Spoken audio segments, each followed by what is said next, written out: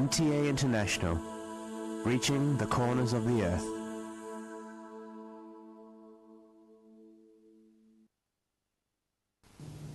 Coming up next is the Friday sermon of Hazrat Khalifatul Masih IV, Mirza Tahir Ahmad Sahib, Imam and the head of the worldwide Ahmadi Muslim community. اب حضرت مرزا طاہر احمد صاحب خلیفۃ المسیح الرابع امام جماعت احمدیہ ایدہ اللہ تعالی بنص لذیذ کا خطبہ جمعہ ہوگا. حبیبنا صلی علی محمد صلی علی حبیبنا صلی علی محمد صلی علی رسولنا صلی علی محمد صلی علی رسولنا صلی علی محمد صلی علی محمد صلی علی محمد صلی علی محمد صلی علی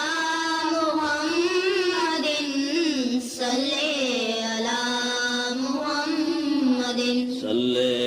علی محمد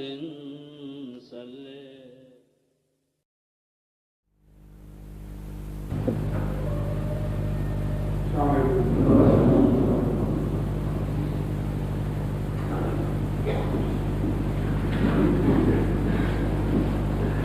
السلام علیکم ورحمۃ اللہ. اذان دے دیں.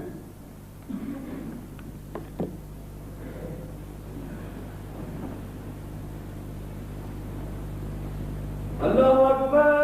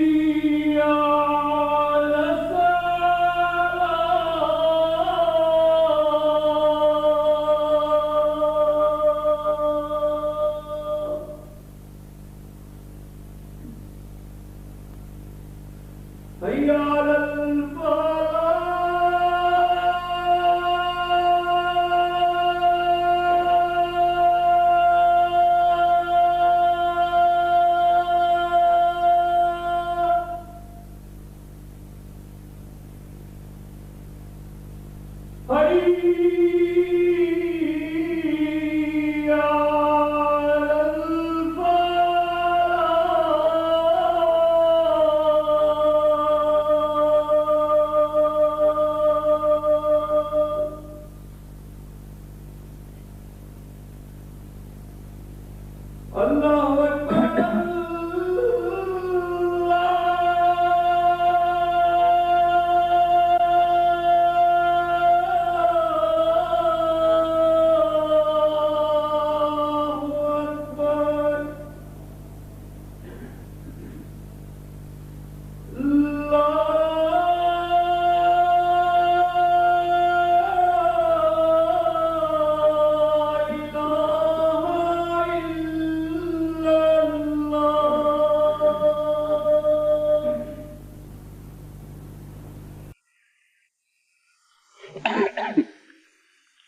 أشهد أن لا إله إلا الله وحده لا شريك له وأشهد أن محمدا عبده ورسوله أما بعد فأعوذ بالله من الشيطان الرجيم بسم الله الرحمن الرحيم الحمد لله رب العالمين الرحمن الرحيم مالك يوم الدين إياك نعبد وإياك نستعين اهدنا الصراط المستقيم صراط الذين أنعمت عليهم غير المغضوب عليهم ولا الضالين بسم الله الرحمن الرحيم والسماء ذات البروج واليوم الموعود وشاهد ومشهود قتل أصحاب الأخدود النار ذات الوقود إذ هم عليها قعود وهم على ما يفعلون بالمؤمنين شهود وما نقموا منهم إلا أن يؤمنوا بالله العزيز الحميد الذي له ملك السماوات والأرض والله على كل شيء شهيد إن الذين فتنوا المؤمنين والمؤمنات ثم لم يتوبوا فلهم عذاب جهنم ولهم عذاب الحريق إن الذين آمنوا وعملوا الصالحات لهم جنات تجري من تحتها الأنهار ذلك الفوز الكبير إن بطش ربك لشديد إنه هو يبدئ ويعيد وهو الغفور الودود ذو العرش المجيد فعال لما يريد.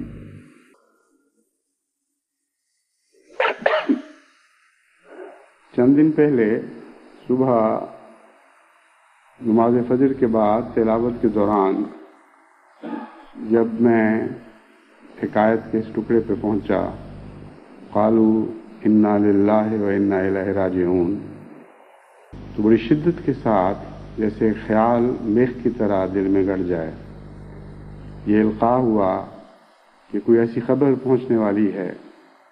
جس کے نتیجے میں مجھے خدا نے تلقین فرمائی ہے کہ حضرت صلی اللہ علیہ وآلہ وسلم اور آپ کے غلاموں کا اسوہ اختیار کرتے ہوئے انا للہ و انا الیہ راجعون پڑھوں اور اس کے مضمون کی طرف متوجہ ہوں۔ چنانچہ اسی رات عبد الباقی ارشد صاحب کے ذریعے شیخو پورے سے وہ اطلاع ملی جس میں بتایا گیا کہ ایک واقعہ ایسا ہوا جس کے نتیجے میں چک 563 گاف بے تحصیل جڑاوالا میں دشمنان احمدیت نے احمدی گھروں کو اوپر حملہ کیا، ان کو لوٹا، ان کو آگے لگائیں، اور اس کے بعد ان کا ارادہ اب ننکانہ صاحب میں بھی اسی قسم کی کاروائیاں کرنے کا ہے۔ 2 دن کے بعد پھر وہ ننکانہ صاحب کی اطلاع مکرم چودھری انور حسین صاحب نے دی، جس کی تفصیل آپ کو معلوم ہو چکی ہے۔ سوائے 3 گھروں کے جن کا شریروں کو علم نہیں ہو سکا، باقی تمام گھروں کو یا آگ لگا دی گئی یا ان کے سامان نکال کر لوٹ لیے گئے اور آگ لگا دی گئی، اور یا منہدم کر دیے گئے۔ مسجد کو بھی منہدم کر دیا گیا اور آگ لگائی گئی،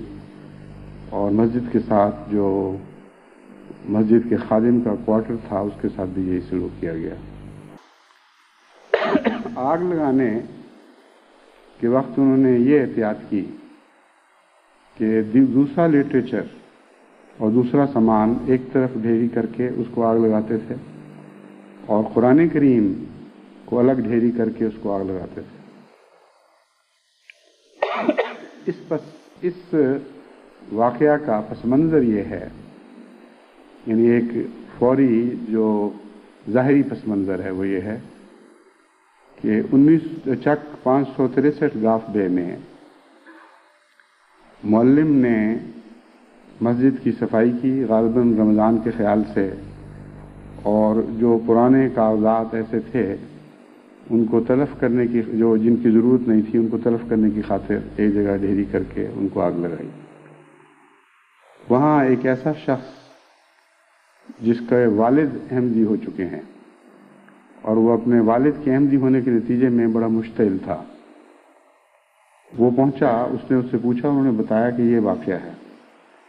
اس نے اسی وقت واویلا مچا دیا اور سارے گاؤں کو اس بات کی طرف متوجہ کیا کہ احمدی قرآن کریم کو آگ لگا رہے ہیں۔ چنانچہ اس کے بعد سوچے سمجھے منصوبے کے مطابق اس گاؤں سے نہیں بلکہ ننکانہ صاحب ہی سے چند پیشہ ور اس مزاج کے، اس خماش کے لوگوں کو اکٹھا کر کے اور بعض دوسرے دیہات سے باقاعدہ گاؤں پر حملہ کیا گیا، اور ایک چھوٹی سی قیامت صغریٰ وہاں ٹوٹ پڑی۔ پھر جو واقعہ اس کے بعد ننکانہ صاحب میں ہوا ہے، اس میں اب جو تازہ تفصیل آئی ہے اس کے مطابق یہ بات قابل توجہ ہے، جو غالباً پہلے آپ کے علم میں نہیں، کہ D S P Aslam Lodhi صاحب پولیس کی سرکردگی میں خود عوام کو ساتھ لے کر آگے لگوا رہے تھے، اور ایک طرف اے سی صاحب یہی اسی شغل میں مصروف تھے، اور بعض دفعہ وہ خود سامان نکال کے پولیس والے ان کو پکڑاتے تھے کہ یہ چیز رہ گئی ہے، اس کو بھی ڈھیری میں ڈالو اور آگ لگاؤ۔ جہاں تک عوام الناس کا تعلق ہے، میں نے پہلے بھی بارہا توجہ دلائی ہے کہ ایسی باتوں کو سن کر عموماً اپنی قوم کے خلاف اپنے جذبات کو بے لگام نہیں ہونے دینا چاہیے۔ امت محمدیہ میں بدقسمتی سے بہت سی کمزوریاں آ گئی ہیں، لیکن حضرت محمد مصطفیٰ صلی اللہ علیہ وآلہ وسلم کا نام ایسا بابرکت ہے، وہ کلام جو آپ پر نازل ہوا وہ ایسا بابرکت ہے کہ گئے گزرے مسلمان بھی جو بے عمل ہو چکے ہوں ان کے اندر بھی شرافت کی بہت سی ایسی قدریں باقی ہیں جو دیگر قوموں میں بہت شاذ دکھائی دیتی ہیں۔ اشتعال کی حالت میں دیگر قوموں میں عورتوں کی عزتوں پر ہاتھ ڈالے جاتے ہیں اور بہت سی بے حیائیوں کی باتیں کی جاتی ہیں، اور انسان گر کر بہیمانہ سطح پر اتر کر ان کو بھی شرمندہ کر دیتا ہے، یعنی جو جنگل کے جانور ہیں ان سے بھی آگے گزر جاتا ہے۔ لیکن امت محمدیہ صلی اللہ علیہ وآلہ وسلم پر قرآن کی تعلیم کا اور حضرت محمد مصطفیٰ صلی اللہ علیہ وآلہ وسلم کی تعلیم کا یہ فیض ہے کہ سخت اشتعال کی حالت میں بھی انسانی شرافت کی بنیادی قدریں اکثر لوگوں میں زندہ رہتی ہیں، اور بعض لوگ جو ملائیت سے مغلوب ہو چکے ہیں ان کے متعلق تو خود حضور اکرم صلی اللہ علیہ وآلہ وسلم نے یہ فرمایا ہے کہ شر من تحت عظیم السماء، اس لیے ان پر یہ استثناء صادق نہیں آتا۔ لیکن وہاں کی رپورٹوں سے بھی پتہ چلا ہے کہ ہمسایوں نے اور دیگر محلے داروں نے اس موقع پر انسانی شرافت کا سلوک کیا، ان کو سہارا دیا، وقتی طور پر ان کی روزہ کشائی کے لیے سامان مہیا کیے۔ جہاں تک ننکانہ صاحب کا تعلق ہے، ننکانہ صاحب کی جماعت کا تعلق ہے، یہ بات خاص طور پر قابل ذکر ہے کہ انہوں نے اپنے عظیم کردار سے اللہ تعالیٰ کے فضل سے حضرت مسیح موعود علیہ الصلوۃ والسلام کی جماعت کا سر بلند رکھا ہے۔ کوئی بھاگ کر کہیں نہیں گیا، اپنے جلے ہوئے ان عظیم مکانوں میں اپنے بچوں کو لے کر وہیں بیٹھ رہے اور کلیتاً دشمن کی اس کوشش کو رد کر دیا ہے کہ جماعت احمدیہ کی بزدلی دیکھیں اور ان کو اپنے منظم مکانوں اور جلے ہوئے مسکنوں سے اجاڑ کر باہر نکال دیں۔ انہی جگہوں پہ اسی جگہ وہ بیٹھ رہے، اور جیسا کہ میں نے جماعت کو ان حالات میں تلقین کی ہوئی ہے، صبر کا کامل نمونہ دکھایا، یہاں تک کہ دوسرے دن جب باہر کی جماعتوں سے لوگ وہاں پہنچے ہیں تو اگرچہ فوری طور پر ان کی مدد کا انتظام جماعت کی طرف سے کیا گیا، لیکن یہ معلوم کر کے بہت خوشی ہوئی کہ مقامی دوستوں نے انسانی قدروں کو مرنے نہیں دیا اور بہت ہی بعض جگہ تو غیر معمولی شفقت اور رحمت کا سلوک کیا ہے۔ یہ میں اس لیے آپ کو بتانا چاہتا ہوں کہ واقعات ایسے ہیں جو جذبات میں ایک قیامت مچا دیتے ہیں، اور جتنی محبت احمدی کو احمدی سے ہے اس کی کوئی مثال دنیا میں نظر نہیں آتی۔ دنیا کے کونے کونے میں، زمین کے کناروں تک جب یہ خبر پہنچی ہے یا پہنچے گی تو اس طرح جماعت کرب میں مبتلا ہو جائے گی جس طرح ان کے عزیز ترین پیاروں رشتہ داروں کو کسی نے ظلم کا نشانہ بنایا ہے۔ فاصلے کوئی حیثیت نہیں رکھتے، قوموں کے فرق کوئی حیثیت نہیں رکھتے، جغرافیائی تقسیمیں کوئی حیثیت نہیں رکھتی۔ ایک جماعت ہے، محمد مصطفیٰ صلی اللہ علیہ وسلم کے غلامین کے صدقے ساری دنیا کی جماعت بھائیوں کی طرح ایک ہو چکی ہے۔ اس ضمن میں جہاں تک جماعت کے رد عمل کا تعلق ہے، پہلے ایک رد عمل میں بیان کرتا ہوں اور باقی باتیں بعد میں، جس کا مزید پس منظر بیان ہونے والا ہے، اس کے بعد پھر بات کروں گا۔ ایک رد عمل تو وہی ہے جس کی تمہید میں باندھ چکا ہوں۔ جو الہی جماعتوں میں للہ محبت پائی جاتی ہے، اس کے نتیجے میں اگر ایک جز کو تکلیف پہنچے تو دوسرا حصہ اس تکلیف سے بھاگتا نہیں بلکہ اس کی طرف لپکتا ہے، اس عضو کی طرف جس کو تکلیف پہنچی ہے۔ زندہ نظام میں یہی ہر زندہ نظام میں یہ قدر مشترک ہے۔ زندگی کی جتنی بھی شکلیں دنیا میں موجود ہیں ان میں یہ بات آپ ہمیشہ مشترک پائیں گے کہ اگر جسم کے کسی حصے کو تکلیف پہنچتی ہے تو باقی جسم کا حصہ اس کو چھوڑ کر اس کی طرف پیچھ نہیں کرتا بلکہ اس کی طرف بے اختیار لپکتا ہے، اور بعض دفعہ یہ رد عمل اتنا شدید ہوتا ہے کہ وہ محبت ہی مصیبت بن جاتی ہے۔ اور خون کا دوران اس تیزی سے اس معروف حصے کی طرف جاتا ہے کہ اس کا زیادہ جانا تکلیف کا موجب بن جاتا ہے. چنانچہ بعض دفعہ پھر ڈاکٹروں کو ایسے چوٹ والی جگہ پہ اور معروف جگہ پر برف کی پٹیاں کرنی پڑتی ہیں ٹھنڈا کرنے کے لیے کہ دیکھو اتنا تم زیادہ جوش نہ دکھاؤ، تمہارا یہ جوش تمہارے اس معروف حصے کی تکلیف میں اضافے کا موجب ہے. بس اس حیثیت سے میرا بھی یہی کام ہے. ایک زندہ روحانی جماعت کے سربراہ کی حیثیت سے میں ان کے مزاج کو خوب سمجھتا ہوں. کبھی مجھے اس بات کی ضرورت پیش نہیں آئی، نہ کبھی آئے گی کہ میں جماعت کو کسی واقعہ کے بیان کے بعد مشتعل کرنے کی کوشش کروں، ان میں ہیجان پیدا کرنے کی کوشش کروں. میرا کام ہمیشہ وہی ہوتا ہے جو ڈاکٹر معروف جسم کے معروف حصے کے لیے کرتا ہے، یعنی ایسے جسم کے معروف حصے کے لیے جس میں زندگی کی ساری قوتیں پائی جاتی ہیں. وہ بجائے اس کے کہ اس کو گرم کرے اس کو ٹھنڈا کرتا ہے، اسے سمجھاتا ہے، اس کو توازن دیتا ہے اور کہتا ہے کہ تمہارا یہ رد عمل مزید تکلیف کا موجب نہ بن جائے. بس اس پہلو سے جب ایک احمدی کا گھر جلا تو ساری جماعت اپنے گھر جلوانے کے لیے تیار بیٹھی، کوئی پیٹھ دکھا کر نہیں جا رہا.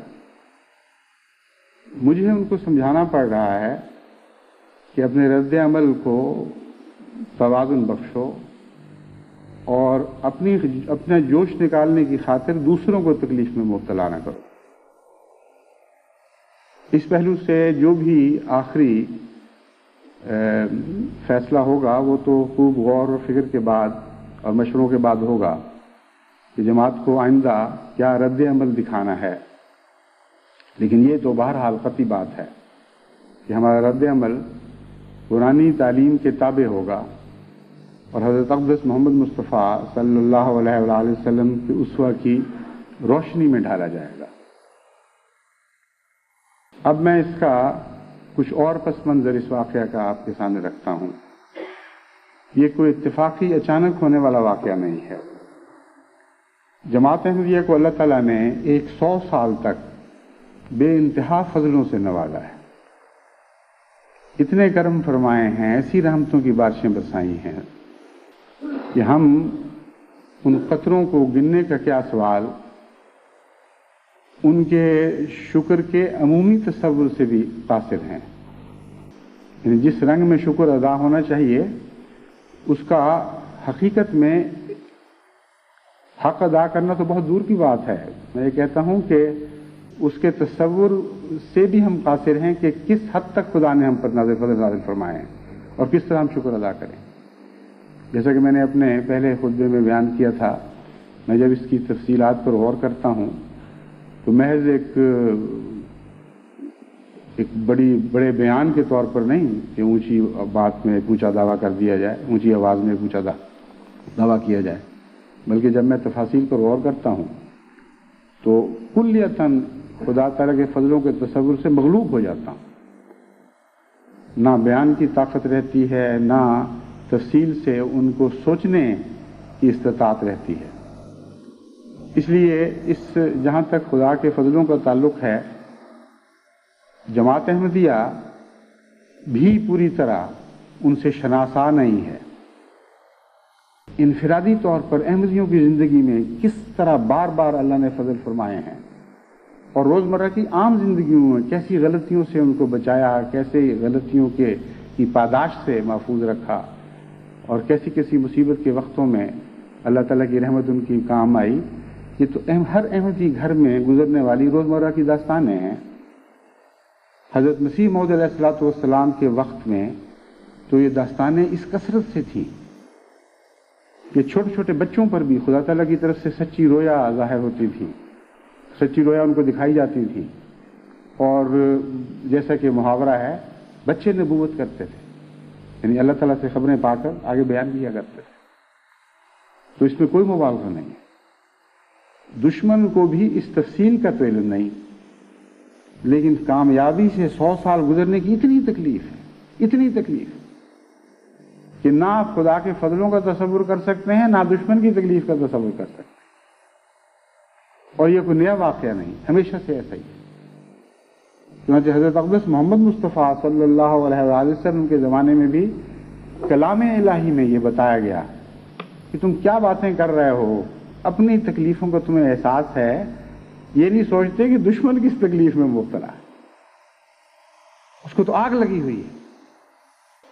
اور تمہاری کامیابیوں کی وجہ سے آگ لگی ہوئی ہے، تمہیں دکھ دے دے کر بھی اس کی وہ آگ نہیں بجھتی، اور ایک جہنم ہے جو حل میں مزید کا مطالبہ کرتی چلی جا رہی ہے۔ بس وہ آگ جو 563 پر اگلی گئی یا ننکانہ کے معصوم احمدیوں کے گھروں پر برسائی گئی، یہ تو پتہ کریں کہ وہ آگ آئی کہاں سے تھی، ان کے دلوں سے نکلی ہے، ان کے دلوں سے نکل کر ان گھروں پر لپکی ہے۔ اس نے ہماری جائیدادوں کے ظاہر کو تو جلایا، لیکن میں آپ کو یقین دلاتا ہوں کہ ایک بھی احمدی نہیں ہے جس کے دل پر وہ آگ لپک سکی ہو۔ دلوں سے کھولتی ہوئی اگلی ہے، جیسے لاوا ابل پڑتا ہے، اور ہمارے گھروں کے، ہماری جائیدادوں کے، ہمارے بعض جسموں کے ظاہر کو تو اس نے جلایا، لیکن دلوں پر حملہ کرنے کی اس کو توفیق نہیں دی گئی۔ دل اس آگ سے معمون اور محفوظ ہیں، کیونکہ جن دلوں میں خدا کی محبت ہے اور خدا کا پیار ہے اور بنی نوع انسان کی سچی ہمدردی ہے، ان کو کوئی دنیا کی آگ جلا نہیں سکتی۔ لیکن ان کو میں یہ مطلع ضرور کرتا ہوں کہ ایک اور آگ ہے جس کا خدا تعالیٰ نے ذکر فرمایا ہے، اور وہ دلوں پر لپکتی ہے۔ وہ انسان کی بنائی ہوئی آگ نہیں ہے جیسے کہ تم نے بنائی تھی، وہ خدا کی آگ ہے۔ اور اللہ تعالیٰ فرماتا ہے نار اللہ الموقدۃ التی تطلع علی الافئدہ، خبردار ہم تمہیں ایک ایسی آگ سے ڈراتے ہیں جو خدا نے تیار کی ہے، اور وہ جسموں پر نہیں، وہ دلوں پر لپکتی ہے اور دلوں کو خاکستر کر دیا کرتے ہیں۔ پہلے بھی تم اسی آگ میں جل رہے ہو، اب اور بھی زیادہ اپنے لیے اس آگ کو بھڑکانے کے مزید سامان کر رہے ہو۔ اس لیے وہ لوگ جو نادانی اور جہالت میں یہ کام کر رہے ہیں، ان کی حالت بذات خود قابل رحم ہے۔ ایک آگ نے تو ان کو جلا رکھا ہے، وہی آگ تھی جو باہر نکلی ہے، لیکن ان کی خاطر ہم دنیا میں اسلام کا پیغام پہنچانا تو چھوڑ نہیں سکتے، ان کی خاطر ہم شاہراہ اسلام کی شاہراہ ترقی اسلام کی راہ پر قدم آگے بڑھانا تو نہیں چھوڑ سکتے۔ اس لیے یہ واقعات خود ہوں گے اور بھی ہوں گے، اور بڑے بڑے بد ارادے ہیں جو ہمارے علم میں ہیں، لیکن جماعت احمدیہ عالمگیر ان اپنے مظلوم بھائیوں کے لیے دل میں درد تو محسوس کرے گی، ان کے لیے دعائیں بھی کرے گی، ہر قربانی کے لیے بھی تیار رہے گی۔ ان کے دل ان کی طرف لپکیں گے، ان سے بھاگیں گے نہیں، تاکہ ان کی تکلیفوں میں حصہ پا کر اپنے لیے تسکین کا سامان پیدا کریں۔ اس زندہ صحت مند جسم کی طرح جو معوف حصے کی طرف لپکتا ہے، اس طرح ہمارے دل، ہمارے جسم ان مظلوموں کی طرف لپکتے رہیں گے، اور جب بھی توفیق ملے گی ہم ان کی تکلیفوں میں حصہ اٹھا کر، حصہ لے کر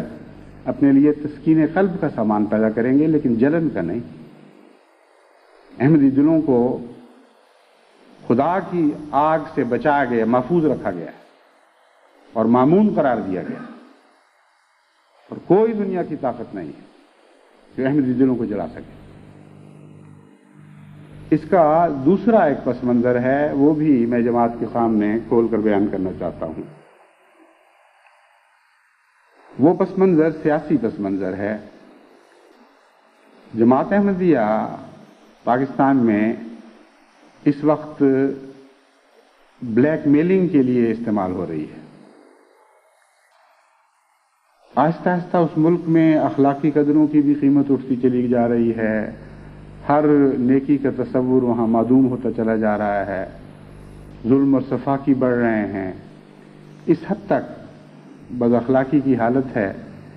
کہ چند دن ہوئے اخبار میں یہ دردناک خبر شائع ہوئی کہ میلاد النبی شب برات کے موقع پر فیصل آباد جو اس وقت جماعت کی مخالفت میں پیش شہروں میں سے ہے. فیصلہ آباد میں لوگوں نے بھنگڑے ڈال کے اور ناچ کر کے اور نہایت ہی خلاف اسلام حرکتیں کر کے یہاں تک کہ شرابیں پی کے شب برات منائی. یہ اس ملک کا حال ہو چکا ہے بدقسمتی سے. کراچی شہر جلتا ہے اور بار بار جلتا چلا جاتا ہے. ایک مسلمان دوسرے مسلمان کے گلے بھی کاٹتا ہے اور بلکہ زندہ آگ میں جلا دیتا ہے. حیدرآباد میں جو واقعات بار بار رونما ہو رہے ہیں اور پاکستان کے شہروں اور گلیوں سے جس طرح امن اٹھ رہے ہیں، بچے اغوا ہو رہے ہیں، ہر قسم کے مظالم کو وہاں کھلی چھٹی ہے. لیکن کوئی چیز اتنی ارزاں نہیں جتنی احمدی کی دولت، احمدی کا مال، احمدی کی جان اور احمدی کے جسم ارزاں ہے. جب احمدی کا سوال آئے پھر تو جس طرح نیلامی بولی جاتی ہے اس طرح سیاسی پارٹیاں ایک دوسرے سے بڑھ کر نیلامی بولتے ہیں کہ ہم اس سے زیادہ ظلم کرنے کے لیے تیار ہیں، تم کیا باتیں کر رہے ہیں. اسمبلیوں میں مقابلے ہوتے ہیں، ہوئے ہیں کہ تم چیز کیا ہو، تم کہاں تک ظلم کر سکتے جو ہم نے کیے اور جو ہم کریں گے تمہارے تو خواب و خیال میں بھی نہیں آ سکتے. جس ملک کی اخلاقی قدریں یہ ہو، جس کی سیادت کا یہ حال ہو کہ دیوالیہ پٹ چکا ہو، وہاں یہ توقع رکھنی سیاست سے اور سیاسی رہنماؤں سے کہ وہ اخلاقی قدروں کی بنا پر جماعت احمدیہ کی حفاظت میں کوئی قدم اٹھائیں گے، بالکل ایک جھوٹا اور لغو خیال ہے. اسی لیے میں نے آغاز ہی میں جب یہ سیاسی تبدیلی پیدا ہوئی اپنے پہلے خطبے میں جماعت کو متنبہ کیا تھا. ایک پہلو سے خوشی کا وقت ہے، اس میں کوئی شک نہیں کہ ایک لمبے عرصے کے بعد ایک استبدادی آمریت کا خاتمہ ہوا ہے. اور جس رنگ میں ہوا اس میں چونکہ ہماری دعاؤں کا بھی دخل تھا، اس میں ہماری گریہ ازاری کا بھی دخل تھا، اس لیے اس پہلو سے ہمارے لیے خوش ہونا ایک طبیعی اور فطری امر ہے. لیکن سیاسی افق پر جو نئے نقوش ابھر رہے ہیں ان کو دیکھ کر تم اپنی تقدیر کے فیصلے نہ کرنا. یہ نہ سمجھ لینا کہ صبح صادق آ گئی ہے. سمجھے بڑی تفصیل سے میں نے جماعت کو سمجھایا کہ بہت سے اندھیرے ابھی باقی ہیں اور ہم نہیں کہہ سکتے کہ آئندہ کیا ہونے والا ہے. چنانچہ ان حالات پر نہ صرف یہ کہ باقاعدہ میں نے باریکی سے نظر رکھی بلکہ رابطہ رکھا اور بار بار موجودہ قومی سیادت کو سمجھانے کی کوشش کی کہ بعض وہ بے وقوفیاں دوبارہ نہ کرنا جو پہلے سرزد ہو چکی ہیں، کیونکہ ان کے نتائج نہ صرف یہ کہ وہی نکلیں گے بلکہ اس دفعہ زیادہ بھیانک نکلیں گے. لیکن دراصل سیاست خود غرض ہوتی ہے. خواہ کتنا ہی ذہین اور فہیم سیاستدان ہو، سیاست کی اس بنیاد سے نہیں ہٹ سکتا، اسی پر قائم رہتا ہے، اسی پر اس کی سیاست کی عمارت تعمیر ہوتی ہے کہ سیاست خود غرض ہے.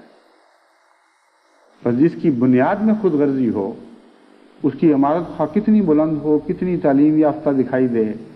کتنی ذہانت کے کمک میں روشنیاں وہاں جل رہی ہوں، یہ بنیاد بہرحال اپنا رنگ آخر تک بلندی کی انتہا تک پہنچا دیتی ہے. اور اس کی خود غرضی اس کی ہر اینٹ میں، اس کے سیمنٹ کے ہر حصے میں اپنا جلوے دکھا رہی ہوتی ہے. بس سیاست خود غرض ہے، اس کو یاد رکھیں. صرف پاکستان کی سیاست کا سوال نہیں، سیاست کا سوال نہیں. ہندوستان کی سیاست بھی خود غرض ہے، انگلستان کی سیاست بھی خود غرض ہے، امریکہ کی سیاست بھی خود غرض ہے، روس کی سیاست بھی خود غرض ہے. بس ایک سیاست سے دوسری سیاست کی طرف جماعت نہیں جا سکتی. ایک سیاستدان کو چھوڑ کر دوسرے سیاستدان کی طرف رخ اس امید میں نہیں کر سکتی کہ وہاں اس کو امن ملے گا اور وہاں اسے فیض نصیب ہوگا. اور یاد رکھیں کہ خود غرضی اندھی ہوتی ہے. اس لیے جب بظاہر بڑے بڑے تعلیم یافتہ سیاستدان انتہائی حماقت کی باتیں کر رہے ہوتے ہیں جو ایک عام سادہ مومن کو بھی نظر آ رہی ہوتی ہیں کہ یہ حماقت کی باتیں ہیں، تو دراصل وہ ساری حماقتیں خود غرضی پر مبنی ہوتی. یہ ایک ایسا تجزیہ ہے جس میں آپ کبھی کوئی تبدیلی نہیں دیکھیں گے. سیاستدان کی ہر غلطی خود غرضی پر مبنی ہوتی ہے، اور چونکہ خود غرضی اندھی ہے اس لیے اندھے کو تو دکھائی نہیں دیتا، اس کو تو اپنا ہاتھ نہیں دکھائی دے سکتا۔ یہ وہ پس منظر ہے سیاسی جس کے جلوں میں یہ سب واقعہ ہوا ہے۔ پنجاب کی حکومت نے پہلے ملا کو اٹھانا شروع کیا اور بڑے زور کے ساتھ یہ اعلان کیے کہ ہماری سیاست ملا کی سیاست ہے اور ملا ہمارے ساتھ ہے، اور ملا نے بھی خوب ان کی تائید کی۔ اور اسلام کو جیسا کہ ہمیشہ وہ ظلم کا نشانہ بناتے رہے ہیں، اب بھی ظلم کا نشانہ بنایا، اور یہ آواز اسلام کے نام پر اٹھائی کہ عورت سربراہ نہیں ہو سکتی۔ اس کے نتیجے میں مرکزی سیاست نے جو خود غرضانہ قدم اٹھایا وہ یہ تھا کہ انہوں نے ایک دوسرے صوبے کا مولوی خرید لیا، اور ایسا مولوی خریدا جس کے اثرات اور کانٹے پنجاب میں بھی موجود ہیں اور کافی گہرے ہیں، یعنی ملتان میں بھی ان کا ہیڈ کوارٹر ہے اور ڈیرہ اسماعیل خان میں بھی ہے، اور ان کے ساتھ سودا بازیاں ہوئی جن کا انہوں نے کھلم کھلا اعتراف کیا، اور ان سودا بازیوں کے نتیجے میں یہ طے پا گیا کہ عورت کی سربراہی کا جو اسلامی تصور تم رکھتے ہو اس سے دستبردار ہو جاؤ گے، یعنی تم رکھتے تو ہو، تمہیں کامل یقین ہے کہ قرآن کریم کی یہی تعلیم ہے، اور رسول کریم صلی اللہ علیہ وسلم نے اسی پر زور دیا کہ عورت سربراہ نہیں ہو سکتی، اور تم یہ کہتے ہو کہ ایسا ملک ہلاک ہو جایا کرتا ہے جس کی سربراہ عورت ہوتی ہے، لیکن آؤ ہم سودا کرتے ہیں، تم اس چیز سے باز آ جاؤ اور مقابل پر جتنا احمدی خون چاہیے، جتنی احمدی عزتیں چاہیے، جتنے احمدی سر چاہیے، وہ سب تمہارے حضور حاضر ہیں۔ یعنی کسی کی عزت کا سودا ہو رہا ہے، ان کو کیا فرق پڑتا ہے؟ اور اس طرح پنجاب کے سامنے انہوں نے ایک بڑا بھاری جوابی مسئلہ کھڑا کر دیا۔ انہوں نے کہا اچھا اگر تم نے احمدیوں کی نیلامی بولنی ہے تو ہم سے نیلامی کر کے دیکھ لو، تم ایک قدم جاؤ گے ان کو مارنے کے لیے، ہم 10 قدم آگے بڑھیں گے، نہ تمہیں کوئی غیرت ہے نہ ہمیں کوئی غیرت ہے، نہ تمہیں کوئی عزت، انسانی عزت اور انسانی اخلاق اور قدروں کا کوئی پاس ہے، نہ ہمیں کوئی انسانی عزتوں اور اخلاق اور قدروں کا پاس ہے، اس لیے اس مقابلے میں تو ہم تم سے شکست نہیں کھا سکتے۔ چنانچہ یہ وہ سودا ہوا جس کے ہوتے ہی وہ آگ جو دلوں میں بند تھی وہ بھڑک کر باہر نکلی ہے، اور مزید منصوبے بنائے جا رہے ہیں کہ احمدیوں کے لیے مسائل کھڑے کر کے تو مرکز پنجاب کو نیچا دکھائے اور پنجاب مرکز کو نیچا دکھانے کی کوشش کرے کہ ہم زیادہ سفاک اور ظالم ہیں، اور احمدیوں کو جہاں تک دکھ پہنچانے کا تعلق ہے ہم تم سے آگے بڑھ جائیں گے، یعنی یہ ارادے لے کر پنجاب کاروائیاں کرے، اور یہی ارادے باندھ کر مرکز جوابی کارروائی یہ کرے کہ اچھا ان احمدیوں کو اور بھی ہم مارتے ہیں۔ یہ تو ہے انسان کی بنائی ہوئی تدبیر۔ جہاں تک جماعت احمدیہ کا تعلق ہے، میں نے آپ کو پہلے بھی بتایا ہے کہ جماعت احمدیہ خدا کے نام پر کوئی سودا نہیں کر سکتی، ناممکن ہے، اور خدا تعالی نے جو اپنی محبت ہمارے دلوں میں ڈال دی ہے اور اپنے محبوب ترین رسول حضرت محمد مصطفیٰ صلی اللہ علیہ وآلہ وسلم کی محبت ہمارے دلوں میں ڈال دی ہے، وہ ایسی گہری ہمارے ذات کے ساتھ، ہمارے وجود کے ساتھ پیوستہ ہو چکی ہے کہ ہمارے وجود کا ایک انمٹ حصہ بن گئی ہے۔ اسے الگ کرنا ہمارے قبضہ قدرت میں، ہمارے اختیار میں نہیں ہے۔ اس برتھ مارک کی طرح جس کے متعلق میں نے ایک دفعہ پہلے بھی آپ کو سنایا تھا قصہ کہ ایک برتھ مارک کسی خوبصورت چہرے پر تھا، اور وہ خاتون جس کے چہرے پر وہ برتھ مارک تھا اس کا عاشق ایک سائنسدان تھا۔ وہ چاہتا تھا کہ وہ چہرہ کامل ہو جائے اور ہر داغ اور ہر عیب سے پاک دکھائی دے، چنانچہ اس نے ساری عمر اس پر تحقیق کی، اور تحقیق کرنے کے بعد برتھ مارک دور کرنے کے لیے ایک دوا ایجاد کی اور وہ دوا اس نے اس عورت کو دینی شروع کی. جوں قطرہ قطرہ اس کے جسم میں وہ دوا سرایت کرتی جاتی تھی، وہ برتھ مارک ہلکا ہوتا چلا جاتا تھا اور ہلکا اور مدھم پڑتا چلا جاتا تھا، یہاں تک کہ جب وہ برتھ مارک غائب ہو گیا تو اس عورت کی روح بھی قفس سے انصری سے پرواز کر گئی. یہ خلاصہ ہے اس کہانی کا جو یہ بتانے کے لیے یہ لکھی گئی کہ بعض عادتیں انسانی فطرت کا حصہ بن چکی ہوتی ہیں، ان کو تو مٹا نہیں سکتے، ان کو مٹانا زندگی کو مٹانے کے مترادف ہو جایا کرتا ہے. چنانچہ حضرت اقدس محمد مصطفیٰ صلی اللہ علیہ وآلہ وسلم نے عورت کی نزاکت اور اس کے نخرے کا ذکر کرتے ہوئے نہایت ہی پیارے رنگ میں فرمایا کہ عورت پسلی سے بنائی گئی ہے اور پسلی کو تم سیدھا نہیں کر سکتے، توڑ سکتے ہو. بس بعض عورت کے نخرے تمہیں برداشت کرنے پڑیں گے، بلکہ ان کے ساتھ اس طرح رہنا پڑے گا کہ ان کا لطف اٹھاؤ.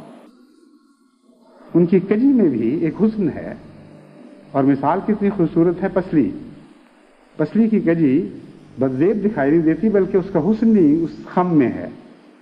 جس کو خدا تعالیٰ نے خاص تقدیر کے ساتھ بنایا ہے. تو ہمارا تو برتھ مارک ہے حضرت صلی اللہ علیہ وسلم اور خدا کی محبت، اسے کس طرح مٹاؤ گے؟ ہمارے گھروں کو جلا دو، ہمارے جسموں کو جلا دو، ہمارے اموال لوٹ لو، ہمارے عورتوں بچوں مردوں کو فنا کر دو، اور خدا کی قسم، محمد مصطفیٰ کے خدا کی قسم اور کائنات کے خدا کی قسم کہ احمدیت کے دل میں جو محمد مصطفیٰ اور اللہ کی محبت کا برتھ مارک ہے اس کو نہیں مٹا سکتے.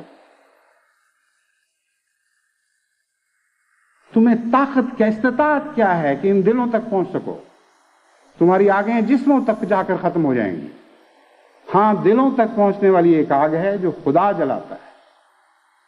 اور وہ جب فیصلہ کرے گا تمہارے دل پر وہ بھڑکائی جائے گی تو کوئی دنیا کی طاقت تمہیں اس آگ کے اثر سے بچا نہیں سکتی.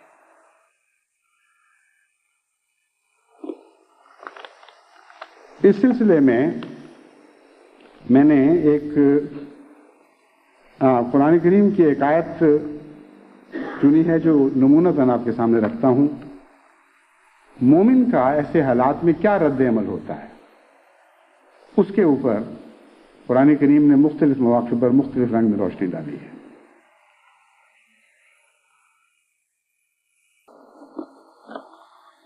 فرماتا ہے فرعون نے ان لوگوں کو دھمکی دی جو موسیٰ پر ایمان لے آئے تھے اور کہا فَلَأُقَطِّعَنَّ أَيْدِيَكُمْ وَأَرْجُلَكُمْ مِنْ خِلَافٍ وَلَأُصَلِّبَنَّكُمْ فِي جُذُوعِ النَّخْلِ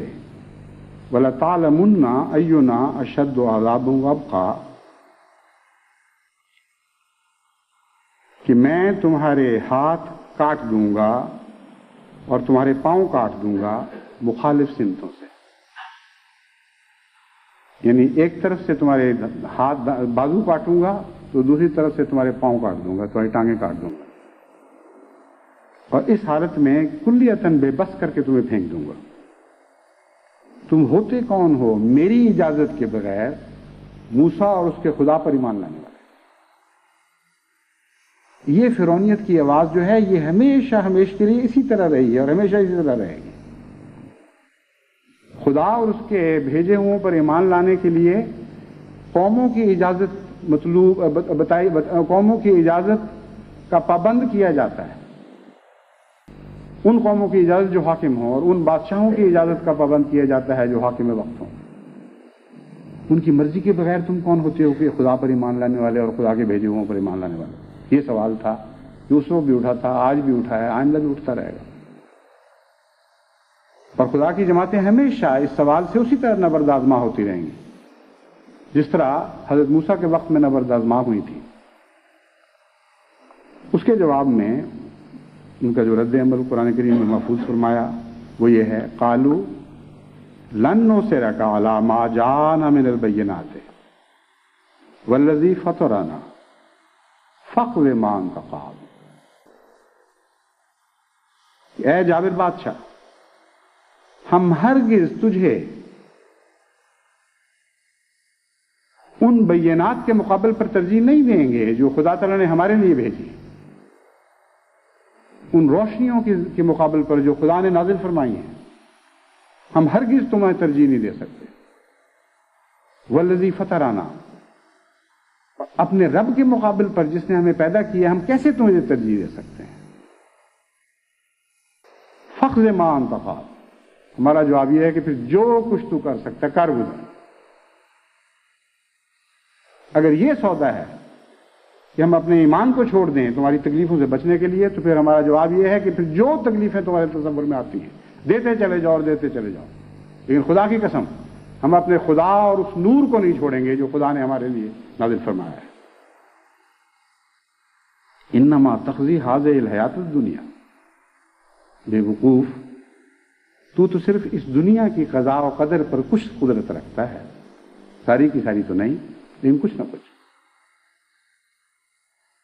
انا آمنا بربنا لیغفر لنا خطایانا وما اکرہتنا علیہ من السحر واللہ خیر وابقا، ہم تو اپنے رب پر ایمان لائے ہیں اس نیت اور اس خواہش کے ساتھ، ان امیدوں کے ساتھ کہ وہ ہمارے گناہ بخش دے گا اور ہماری خطائیں معاف فرمائے گا، اور جو کچھ تو ناجائز باتوں پر ہمیں مجبور کرتا رہا ہے، یعنی تیرا معاشرہ جو گندا معاشرہ تھا جس سے ہم نکل کے آئے ہیں، جس نے ہم سے جو گناہ سرزد ہوئے، جو گناہ ہم سے کروائے ہیں اس معاشرے نے، ان کو سحر کے طور پر بیان فرمایا۔ سحر کا ایک معنی ہے جھوٹ، تو ایک جھوٹی تہذیب کے لیے قرآن کریم نے یہاں لفظ سحر استعمال فرمایا ہے، اور ان لوگوں کے ذکر میں فرمایا جو تھے بھی جادوگر، اس لیے قرآنی فصاحت و بلاغت کا کمال ہے کہ ان جادوگروں کے ذکر میں لفظ سحر ایک وسیع معنوں میں استعمال فرمایا۔ واللہ خیر وابقا، تو باقی نہیں رہے گا، تیرے صرف وہی نشان باقی رہیں گے جو عبرت کے نشان بنا دیے جائیں گے۔ واللہ خیر وابقا، اللہ بہتر ہے اور اللہ ہمیشہ باقی رہنے والا۔ بس ہم ایک عارضی فنا ہونے والی قدر کو کیسے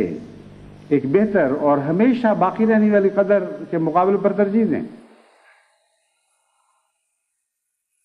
اس کے ساتھ ہی قرآن کریم نے بعض کمزوروں کی باتیں بھی محفوظ رکھی جو اپنے حضرت موسیٰ علیہ الصلوۃ والسلام سے شکوے کیا کرتے تھے۔ ان میں ایک یہ تھا قالوا اوذینا من قبل ان تاتینا ومن بعد ما جئتنا، کہ تیرے آنے سے پہلے بھی ہم تکلیف دیے گئے تھے، اب تو آ گیا ہے تو کون سا ہماری تکلیفوں میں کمی آ گئی ہے؟ ومن بعد ما جئتنا، تو آیا ہے تو ابھی بھی وہی تکلیف جاری ہے۔ تو دیکھیں کتنا نمایاں فرق ہے۔ ایک رد عمل یہ ہے جو شکووں اور شکایتوں کا رد عمل کہ تو یہ مان کر تیرے آنے سے ہماری کون سے حالات اچھے ہو گئے ہیں، کیا بدلا ہے؟ پہلے بھی مصیبتوں میں مبتلا تھے، ابھی بھی مصیبتوں میں مبتلا ہیں۔ اور ایک یہ رد عمل ہے جس کو میں نے بیان کیا، کیسا روشن اور کیسا عظیم الشان، کیسا ہمیشہ کی زندگی پانے والا رد عمل ہے کہ جو کچھ تو نے کرنا کر گزر، ہم خدا اور آسمانی نور کو تیری خاطر چھوڑ نہیں سکتے، تجھے بقا نہیں ہے، تو فنا ہونے والی قدر ہے،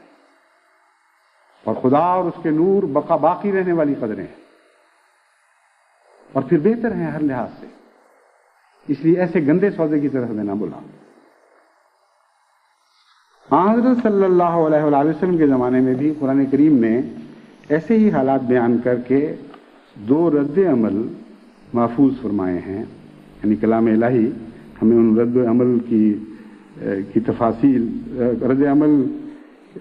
کی تفاصیل سے آگاہ فرماتا ہے کہ دو مختلف قسم کے رد عمل ہیں۔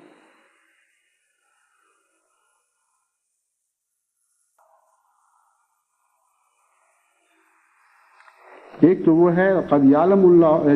جس میں احزاب کے موقع پر جب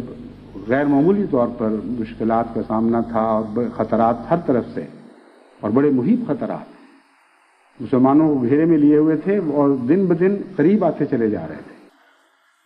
اور ایسے حالات تھے کہ یوں لگتا تھا کہ اسلام کی صف لپیٹ دی جائے گی۔ اسلام کا تمام خلاصہ مدینے میں موصول ہو چکا تھا، اور تمام عرب کے جاہل اور جنگجو قبائل مدینے کو اپنے گھیرے میں لیے ہوئے تھے اور یہ ارادہ کر کے آئے تھے کہ ہم واپس نہیں جائیں گے جب تک محمد مصطفیٰ صلی اللہ علیہ وسلم اور آپ کے غلاموں کو صفحہ ہستی سے کلیتاً مٹا نہ دیں۔ وہ یہ فیصلے کر کے آئے تھے کہ آج اس قضیے کو چکا دینا ہے، آج ہمیشہ کے لیے اس جھگڑے کو ختم کر دینا ہے۔ اس وقت خدا تعالیٰ فرماتا ہے بعض کمزور ایسے بھی تھے جنہوں نے کہا فَإِذَا جَاءَ الْخَوْفُ رَأَيْتَهُمْ يَنظُرُونَ إِلَيْكَ، یعنی جن کی حالت یہ تھی، کہا نہیں فَإِذَا جَاءَ الْخَوْفُ رَأَيْتَهُمْ يَنظُرُونَ إِلَيْكَ تَدُورُ أَعْيُنُهُمْ كَالَّذِي يُغْشَىٰ عَلَيْهِ مِنَ الْمَوْتِ، کہ جب وہ خوف کے دن آئے تو دیکھتا ہے کہ بعض ان میں سے تیری طرف اس طرح دیکھ رہے ہیں کہ ان کی آنکھیں خوف و ہراس سے گھوم رہی ہیں، کالذی یغشیٰ علیہ من الموت، اس طرح وہ گھوم گئی ہیں جس ایسا شخص جس پر موت کی غشی طاری ہو تو اس کی آنکھیں پھر جاتی ہیں اور سفیدی دکھائی دینے لگتی ہے اور اس کی سیاہی کا مرکزی حصہ نظر نہیں آتا۔ یہ حالت ہو گئی تھی ڈر کے مارے ان لوگوں کی۔ اس کے مقابل پر فرمایا کچھ ایسے بھی لوگ تھے جنہوں نے کہا وَلَمَّا رَأَى الْمُؤْمِنُونَ الْأَحْزَابَ قَالُوا هَذَا مَا وَعَدَنَا اللَّهُ وَرَسُولُهُ وَصَدَقَ اللَّهُ وَرَسُولُهُ وَمَا زَادَهُمْ إِلَّا إِيمَانًا وَتَسْلِيمًا، کہ خدا کے ایسے بھی عظیم شان مومن بندے تھے کہ جب انہوں نے احزاب کو گروہ در گروہ حملہ آوروں کو اپنی طرف آتے دیکھا تو کہا یہی تو تھا جس کا خدا نے ہم سے وعدہ فرمایا تھا کہ تم ایسے ایسے خوفناک ابتلاؤں میں ڈالے جاؤ گے اور ان آزمائشوں میں سے گزارے جاؤ گے۔ اور صدق اللہ و رسول، خدا کی قسم اللہ اور اس کے رسول نے سچ ہی فرمایا تھا۔ وما زادہم الا ایمانا و تسلیما، ایمان اور تسلیم کے سوا، سپردگی کے سوا ان کو اور وہ حملہ کسی اور چیز میں بڑھا نہ سکا، یعنی خوف کی بجائے وہ پہلے سے بھی زیادہ بہادر ہو گئے، اس عہد میں پہلے سے بھی زیادہ پختہ ہو گئے کہ وہ خدا کے حضور اپنا سب کچھ حاضر کر دیں گے، اور ان کے ایمان کو بھی عظیم شان تقویت ملی۔ پھر فرماتا ہے الذین استجابوا للہ والرسول من بعد ما اصابهم القرح للذین احسنوا منہم واتقوا اجرا عظیما، کہ کچھ ایسے بھی خدا کے پاک بندے اور عظیم انسان ہوا کرتے ہیں الذین استجابوا للہ والرسول من بعد ما اصابهم القرح، کہ دکھ اٹھانے کے باوجود، زخم کھانے کے باوجود پھر وہ آگے بڑھتے ہیں اور خدا اور رسول کی آواز پر لبیک کہتے ہیں، یعنی موت کو آنکھوں میں آنکھیں ڈال کر دیکھتے ہیں، دشمن سے گردن اٹھا چکے ہوتے ہیں، کوئی بات ان کو بھولی ہوئی نہیں ہوتی، تجربوں میں سے گزر کے آتے ہیں اور پھر کہتے ہیں ہاں اب بھی ہم لبیک کہیں گے اور اب بھی ہم لبیک کہیں گے۔ فرمایا یہ لوگ جو نیک اعمال کرتے ہیں اور تقوی اختیار کرتے ہیں، اللہ تعالیٰ کی طرف سے ایک عظیم اجر ہے جو ان کے لیے لکھا گیا ہے۔ فرمایا الذین قال لهم الناس ان الناس قد جمعوا لكم فاخشوهم فزادهم ایمانا، ان کو لوگوں نے آ کے کہا کہ دیکھو لوگ تمہیں مٹانے کے لیے اکٹھے ہو گئے ہیں، قوم در قوم لوگ ہجوم در ہجوم لوگ تمہیں مٹانے کے لیے امڑ آئے ہیں، فخشوہم، ان کا خوف کرو، فزادہم ایمانا، خوف ان کا خوف کرنے کی بجائے وہ ایمان میں اور بھی ترقی کر گئے۔ وقالوا حسبنا اللہ ونعم الوکیل، انہوں نے کہا اللہ ہی ہمارا حسیب ہے، وہی ہمارے لیے کافی ہے اور ہماری بہترین وکالت وہی کرے گا۔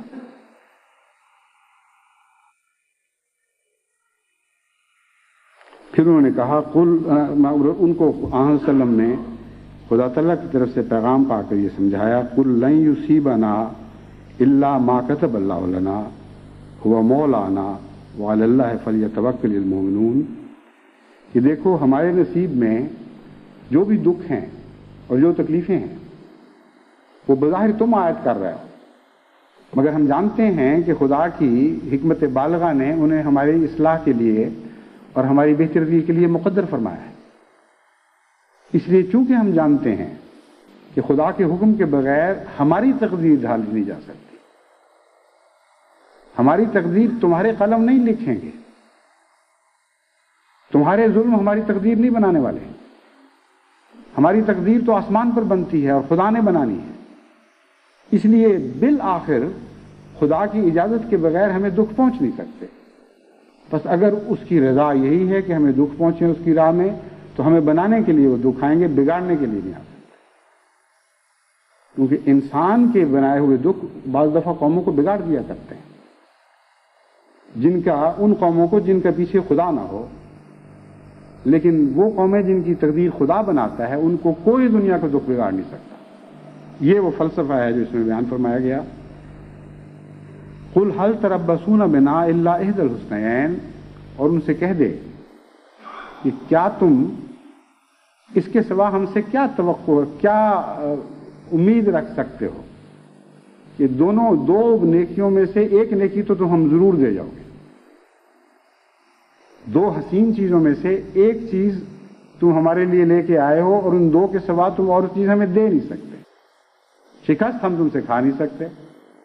اس لیے یا تو غازی بن کے نکلیں گے، اور وہ بھی حسن ہے، اور یا پھر خدا کی راہ میں شہید ہوں گے اور ہم اپنے مقصد کو پا جائیں گے. اور شہادت کے وقت ہر شہید ہونے والا فزت برب الکعبہ کا نعرہ بلند کرے گا کہ رب کعبہ کی قسم میں کامیاب ہو گیا. بس یہ دو نیکیاں جن کے لیے مقدر ہوں، یہ ہے تقدیر الہی. یہ دکھ کی شکل میں آئیں یا خوبصورت یا آرام کی شکل میں آئیں، دونوں طرح یہ حسن ہی حسن ہے. ان کے سوا تم ہمیں کچھ نہیں دے سکتے. لیکن ہم جو تمہارے متعلق خطرہ رکھتے ہیں وہ اور ہے، وہ اللہ تعالیٰ کی طرف سے آنے والے عذاب کا خطرہ ہے. بس وہ لوگ، وہ بیچارے بے وقوف اور جاہل جو یہ سمجھتے ہیں کہ خدا کے نام پر جو قومیں کھڑی ہوتی ہیں اور خالصتاً للہ دنیا کے مصائب برداشت کرنے کے لیے ایک غیر معمولی عزم اور حوصلہ پاتی ہیں، اور وہ پاتی ہیں اس لیے کہ وہ خود ان کے اپنے کسی کمال کا نتیجہ نہیں، بلکہ اللہ کی طرف سے ان کو یہ توفیق عطا ہوتی ہے. ورنہ جن حالات میں ان کو سامنا کرنا پڑتا ہے، دنیا کی قوموں کو حوصلہ مل نہیں سکتا. ان حالات میں کوئی روشنی بظاہر دور دور تک دکھائی نہیں دیتی. نسل بعد نسل اپنے آپ کو اپنے ماضی کو مظلومیت میں سے گزرتا ہوا دیکھتی ہیں، اور پھر آئندہ بھی دور تک ظلم کے سائے محیط دیکھتی ہیں. ایسے حالات میں حوصلہ رکھنا سوائے خدا کے فضل کے اور نصیب کسی کو نصیب نہیں ہو سکتا. تو دراصل یہ لوگ جو یہ سمجھتے ہیں کہ ان لوگوں کے حوصلے کو پست کر دیں گے جن کو خدا نے حوصلہ دیا، بڑی ان کی جہالت ہے. اور جو یہ سمجھتے ہیں، اگر یہ ان کی نیت ہے کہ وہ ہمیں تکلیف دے کر یہ دنیا کو بتائیں کہ دیکھو ان کا مباہلہ الٹا پڑ گیا، اور مباہلے کے بعد دیکھو ان کو تکلیفیں پہنچائی ہیں ہم نے. انسان کی دی ہوئی تکلیفوں کو لعنت قرار دینے والے بہت ہی دنیا میں پرلے درجے کے احمق لوگ ہیں، کیونکہ انبیاء کے مقدس گروہ کو ہمیشہ انسانوں نے تکلیفیں پہنچائی ہیں، اور آخری وقت تک ان کو تکلیفیں پہنچتی رہی. عذاب وہ ہوتا ہے جو خدا کی طرف سے نازل ہو، اور اس کی نشانی یہ ہے کہ عذاب مٹا دیا کرتا ہے قوموں،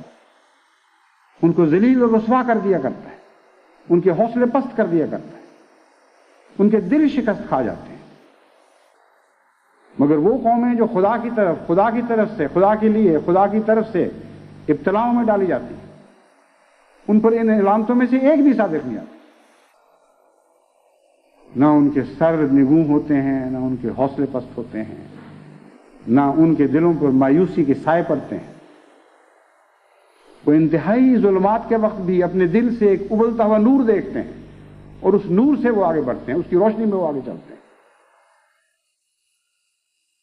یہ وہ تقدیر ہے جو جماعت احمدیہ کی تقدیر ہے. پہلوں نے بھی آزمایا تھا، تم بھی آزما لو، تمہاری اگلی نسلیں بھی آزماتی چلی جائیں، مگر جماعت احمدیہ کی ترقی کو تم نہیں روک سکتے. جماعت احمدیہ کے قدم ہمیشہ آگے سے آگے بڑھتے چلے جائیں گے. قربانی کے ہر میدان میں ہم لبیک کہیں گے. میں نے ابھی فیصلہ نہیں کیا کہ جماعت کو اس موقع پر کیا ہدایت دوں. کیا وہ یہ ہدایت دوں کہ تم قانونی حق کو اختیار کرتے ہوئے پھر جو کچھ بھی ہے تم اپنا دفاع کرو اور خدا پر توکل رکھو اور ہر قسم کی ابتلا کے لیے تیار ہو جاؤ، یا یہ ہدایت دوں کہ تم ابھی صبر سے کام لو اور مزید صبر سے کام لو اور مزید صبر سے کام لو اور خدا کی رحمت کی امیدوار رہو جیسا کہ تم ہو، اور دشمن جو کچھ کر سکتا ہے اس کو کر گزرنے دو۔ یہ فیصلہ تو جب بھی ہوگا میں جماعت کو مطلع کر دوں گا، لیکن وہ آیات جو فرعون کے متعلق میں نے پڑھی ہیں ان کو پڑھنے کے بعد اور بعض حضرت مسیح موعود علیہ الصلوۃ والسلام کے الہامات کی روشنی میں سر دست میرا رجحان یہی ہے کہ میں جماعت کو مزید صبر کی تلقین کروں، کیونکہ قرآن کریم میں بارہا فرعون کا ذکر تو ملتا ہے اور اس کے مظالم کا ذکر ملتا ہے، لیکن کہیں بھی اس کے مقابل پر حضرت موسیٰ کو اور آپ کی قوم کو دفاعی حق استعمال کرنے کی تلقین نہیں ملتی۔ اس میں کوئی حکمت ہے۔ ہاں، جب اس کے ظلم کے پنجوں سے حضرت موسیٰ اور آپ کے غلام آزاد ہو گئے تو پھر خدا نے ان کو بعض دفاعی حق دیے، بلکہ بعض دفاعی حق ان پر فرض کیے گئے۔ اس لیے اگر یہ وہی دور ہے جس کا حضرت مسیح موعود علیہ الصلوۃ والسلام کے الہامات میں ذکر ملتا ہے تو پھر میرا رجحان اسی طرف ہے، لیکن ابھی غور ہوگا، دعائیں ہوں گی، مشورے ہوں گے، اور جو بھی آخری فیصلہ ہوگا مجھے یقین ہے کہ خدا تعالیٰ کی رضا کا حامل ہوگا اور جماعت اس پر قائم رہے گی۔ میں یہ فیصلہ اس لیے نہیں کر رہا کہ مجھے جماعت کی طرف سے بزدلی کا خوف ہے، ہرگز نہیں۔ میں احمدیوں کو خوب جانتا ہوں، وہ میرے دل میں بس رہے ہیں، ان کے دل کی سرسراہٹ میرے دل میں محسوس ہو رہی ہے۔ میں جانتا ہوں کہ وہ وفادار ہیں جو حضرت محمد مصطفیٰ صلی اللہ علیہ وآلہ وسلم کے غلاموں کی یاد تازہ کرنے والے ہیں۔ حضرت صلی اللہ علیہ وآلہ وسلم پر ایک ایسا وقت بھی آیا تھا جیسا بعد میں یعنی فرعون کے ظلموں سے آزاد ہونے کے بعد حضرت موسیٰ پر بھی آیا، یعنی تلوار سے اپنے دفاع کی اور مقابلے کی اجازت دی گئی تھی۔ حضرت موسیٰ پر جب وہ وقت آیا تو بدقسمتی سے ان کی قوم نے آپ کو مخاطب کر کے یہ کہا، یا موسیٰ انا لن ندخلها ابدا ما داموا فیها فاذهب انت وربک فقاتلا انا ہاہنا قاعدون، کہ تیرے خدا نے بے شک تجھے یہ پیغام دیا ہے کہ قوت کے ساتھ اس شہر میں داخل ہو جاؤ جو خدا تمہیں عطا کرنے والا ہے۔ لیکن چونکہ وہ واقعتاً کمزور تھے اور خدا کی تائید کی عظمت سے نا واقف تھے، ناشناسا تھے، اس لیے انہوں نے ظاہر میں دیکھا کہ ایک طاقتور قوم کے مضبوط قلعے میں ایک کمزور اور بیابانوں میں صحرانورد جماعت کو داخل ہونے کا حکم دیا جا رہا ہے۔ ان کے قدم اس سے رک گئے اور انہوں نے جواباً یہ کہا کہ اے موسیٰ، جا تو اور تیرا خدا لڑو، ہم بیٹھ کے انتظار کرتے ہیں، جب تم فتح پا جاؤ گے تو پھر ہمیں آواز دے دینا، پھر ہم تمہارے پیچھے شہر میں داخل ہو جائیں گے۔ ایک اسی قسم کا وقت جنگ بدر کے موقع پر حضرت اقدس محمد مصطفیٰ صلی اللہ علیہ وسلم اور آپ کے غلاموں پر بھی آیا۔ اس وقت حضرت صلی اللہ علیہ وآلہ وسلم نے بار بار جب صحابہ سے مشورہ مانگا اور آپ کی مراد یہ تھی کہ انصار مجھے کیا مشورہ دیتے ہیں، تو مقداد بن اسود نے حضور صلی اللہ علیہ وآلہ وسلم کی خدمت میں یہ بات ایک عرض کی، اور یہ بات ایسی ہے جو ہمیشہ کی زندگی پا گئی ہے، انمٹ ہے۔ دنیا میں اور باتیں خدا اور رسولوں کی باتوں کے علاوہ مٹ جائیں مگر یہ بات اب کبھی نہیں مٹ سکتی۔ ایسی اس میں عظمت، ایسی محبت، ایسی والیت، ایسا عشق، ایسی وفا ہے کہ اسلام سے وابستہ کوئی انسان کبھی اس کو بھول نہیں سکتا، نہ بھلانے دے گا۔ انہوں نے عرض کیا، لا نقول کما قال قوم موسیٰ اذهب انت وربک فقاتلا، اے ہمارے آقا، ہم ہرگز یہ نہیں کہیں گے جو موسیٰ کی قوم نے موسیٰ سے کہا تھا، اذهب انت وربک فقاتلا، جا تو اور تیرے خدا لڑتے رہو، لڑتے پھرو۔ ہم کون ہیں، ہمارے جذبات کیا ہیں؟ انہوں نے عرض کیا وَلَٰكِنَّا نُقَاتِلُ عَنْ يَمِينِكَ وَعَنْ شِمَالِكَ وَبَيْنَ يَدَيْكَ وَخَلْفَكَ۔ اے ہمارے آقا، ہم آپ کے دائیں بھی لڑیں گے، آپ کے بائیں بھی لڑیں گے، آپ کے آگے بھی لڑیں گے، آپ کے پیچھے بھی لڑیں گے، اور دشمن نہیں پہنچ سکتا آپ تک جب تک ہماری لاشوں کو رونتا ہوا نہ گزرے۔ یہ وہ جواب تھا جو حضرت اقدس محمد مصطفیٰ صلی اللہ علیہ وآلہ وسلم کو آپ کے انصار نے دیا تھا، اور میں جانتا ہوں کہ اگر میں نے سخت وقتوں کی طرح جماعت کو بلایا تو یہی وہ جواب ہے جو ساری جماعت مجھے دے گی، کیونکہ میری اپنی ذات میں کوئی بھی حیثیت نہیں۔ میں محمد مصطفیٰ صلی اللہ علیہ وسلم کا پیغام، آپ کے قرآن کا پیغام، آپ کی سنت کا پیغام پہنچانے کے سوا اور کوئی حیثیت نہیں رکھتا، اور میں جانتا ہوں کہ جماعت احمدیہ آن حضرت صلی اللہ علیہ وسلم اور اللہ کے عشق میں ایسی مگن ہے اور ایسی وفادار ہے کہ جواب بعد میں آنے کی تو الگ دور کی بات ہے یا دیر کی بات ہے۔ میں آپ کو ایک بات بتاتا ہوں، جب میں نے یہ بات سوچی تو مجھے ایسا محسوس ہوا جیسے شہد کی مکھیوں کا چھتا شہد کی ملکہ کو گھیر کر چاروں طرف سے سفر کر رہا ہوتا ہے، اس میں سے ایک عجیب بن نہٹ کی آواز آ رہی ہوتی ہے جو دل پر غیر معمولی اثر کرنے والی ہے۔ اس میں ایک قوت ہے، ایک شوقت ہے، ایک روب ہے، اور جس نے بھی وہ آواز سنی ہے اس سے مروب ہوئے بغیر نہیں رہ سکتا۔ میں نے جب یہ بات سوچی تو میرے گوش تصور نے، میرے روحانی کانوں نے تمام دنیا سے جماعت احمدیہ کی یہ بناٹ سنی جو مجھے پیغام دے رہی تھی کہ لبیک لبیک یا سیدی لبیک، اے محمد مصطفیٰ کے غلام، آپ کی غلامی میں جو تو ہمیں پیغام دے گا، ہم تجھے یقین دلاتے ہیں کہ ہم اس نام کی عظمت کی خاطر آگے بھی لڑیں گے اور پیچھے بھی لڑیں گے، دائیں بھی لڑیں گے اور بائیں بھی لڑیں گے، اور کوئی دنیا کی طاقت ہمیں ناکام اور نامراد نہیں کر سکتی۔ آج بھی میرے آگے لڑنے اور میرے پیچھے لڑنے اور میرے دائیں لڑنے اور میرے بائیں لڑنے کا وقت نہیں ہے۔ کل میں توحید کے آگے لڑنے اور آپ پیچھے لڑنے اور دائیں لڑنے اور بائیں لڑنے کا وقت ہے۔ اس لیے میں نے یہ تاکید آپ کو بار بار یہ سمجھایا کہ وہی آواز ہے جو پہلی آواز ہے۔ آج ہم سے مطالبہ یہ ہے کہ تم کل میں توحید سے اپنا تعلق توڑ لو۔ آج ہم سے مطالبہ یہ ہے کہ ہم سب آسانیاں تمہارے لیے پیدا کر دیں گے اگر تم یہ کہہ دو کہ خدا ایک نہیں اور محمد رسول اللہ اس کے سچے رسول نہیں۔ بس یہ وہ کلام ہے، یہ محمد مصطفیٰ کی عزت ہے، یہ توحید کا مقام اور مرتبہ ہے، ہم جس کے آگے بھی آج لڑیں گے اور پیچھے بھی لڑیں گے اور دائیں بھی لڑیں گے اور بائیں بھی لڑیں گے۔ کوئی دنیا کی طاقت نہیں ہے جو اس لحاظ سے ہمیں شکست دے سکے، کوئی دنیا کی طاقت نہیں ہے جو ہمیں اور قدروں کو اس قدر پر ترجیح دینے پر آمادہ اور مرغوب کر سکے، مجبور کر سکے۔ بس ہمارا جواب تمہیں وہی ہے جو محمد رسول اللہ صلی اللہ علیہ وسلم کے غلاموں کا جواب تھا، اور پھر وہی جواب ہے جو ان نیک اور متقیوں کا جواب تھا جن کو جب فرعون نے ڈرایا تو انہوں نے یہ جواب دیا فقد ما انت قاض، جو کچھ کر سکتے ہو تم ہمیں ناکام نہیں کر سکتے، کوئی دنیا کی طاقت ہمیں ناکام اور نامراد نہیں کر سکتی۔ اس کا دوسرا پہلو، اب چونکہ وقت گزر چکا ہے، زیادہ ہو گیا ہے، ایک مختصر میں صرف اتنا عرض کروں گا کہ وہ آیات جو میں نے تلاوت کی تھی میرے نزدیک ان کا جماعت کے اس دور سے گہرا تعلق ہے جس میں سے ہم گزر رہے ہیں۔ ان آیات میں یہ نقشہ کھینچا گیا ہے کہ بعض خدا کے پاک بندوں نے جب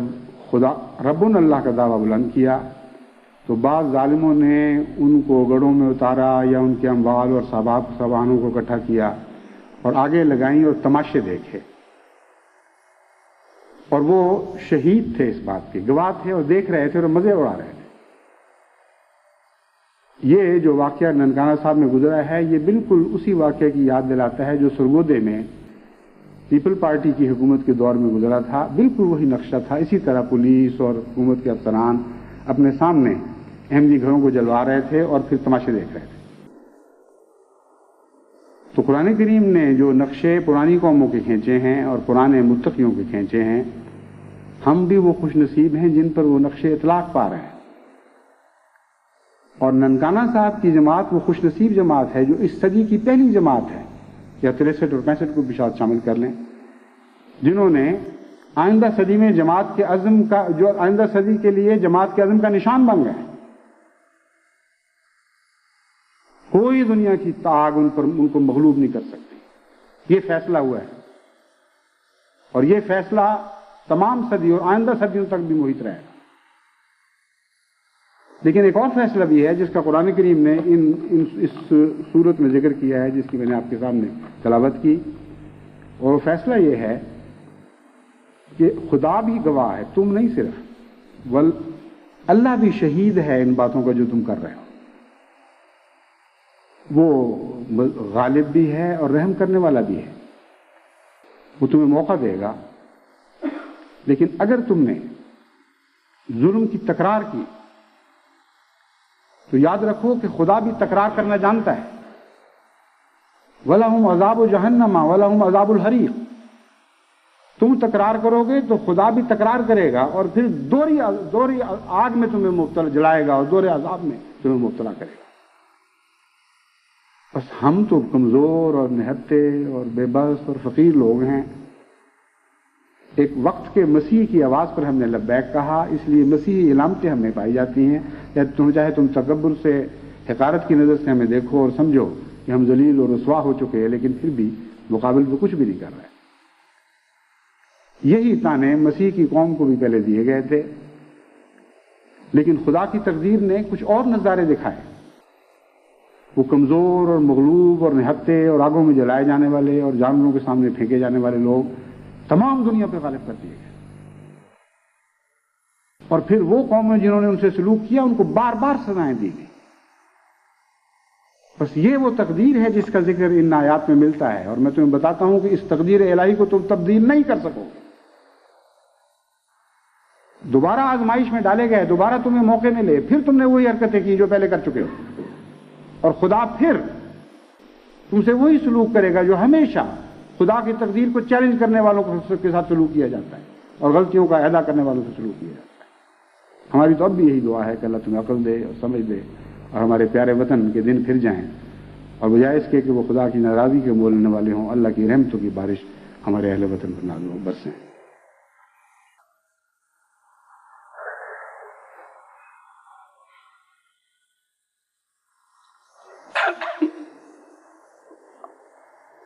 الحمد لله نحمده ونستعينه ونستغفره ونؤمن به ونتوكل عليه ونعوذ بالله من شرور أنفسنا ومن سيئات أعمالنا. من يهده الله فلا مضل له ومن يضلله فلا هادي له. ونشهد أن لا إله إلا الله وحده لا شريك له ونشهد أن محمدا عبده ورسوله. عباد الله رحمكم الله، إن الله يأمر بالعدل والإحسان وإيتاء ذي القربى وينهى عن الفحشاء والمنكر والبغي يعظكم لعلكم تذكرون. اذكروا الله يذكركم وادعوه يستجب لكم ولذكر الله أكبر.